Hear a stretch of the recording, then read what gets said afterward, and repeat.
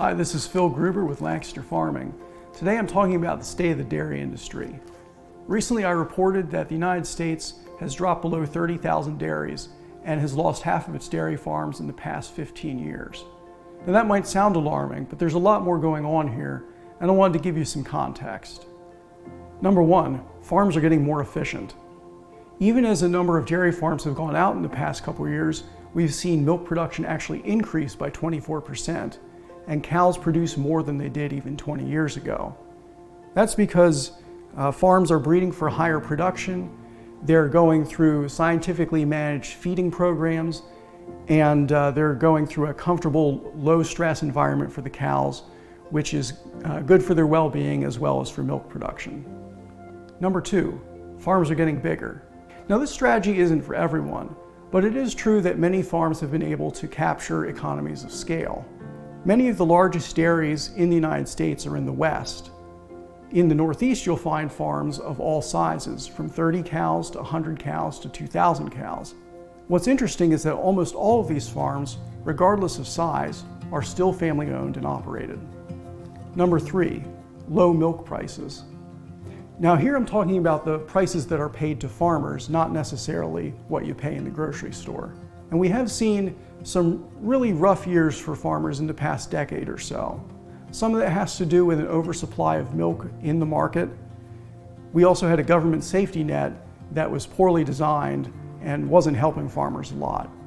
Now that has been corrected, but we still have a federal pricing system that's particularly complicated, and many would say that it's outdated. So that's three reasons that farms are going out. Now let me give you three reasons for hope. Number one, overall milk consumption is increasing. It's true that Americans have been drinking less milk over the past 30 years, but we've actually been consuming more cheese, ice cream, butter, all those kinds of things. So that's driving overall dairy demand up. Number two, exports. In the past 20 years, the United States has become a global powerhouse in world dairy markets.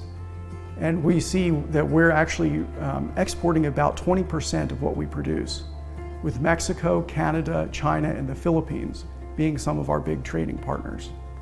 And number three, diversification.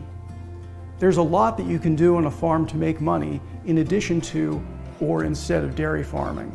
So whether dairy ends up being right for you or not, there's a lot that you can do with that land. Now for dairy farmers, grain production is one thing that could be particularly well suited to them. Beef production, because they already know cows. Poultry, vegetables, there's a lot of different things that they can produce, commodities. We also see different marketing methods, like farm stores or producing your own specialty cheeses. There could even be some other types of revenue opportunities, from solar leasing to carbon markets. While we hate to see farms leaving the dairy industry, I want to emphasize that the dairy industry is not dying. It is changing, it is adapting to the times, but the dairy industry, even as it's losing some farms over the years, remains an important part of the agricultural landscape here in the United States.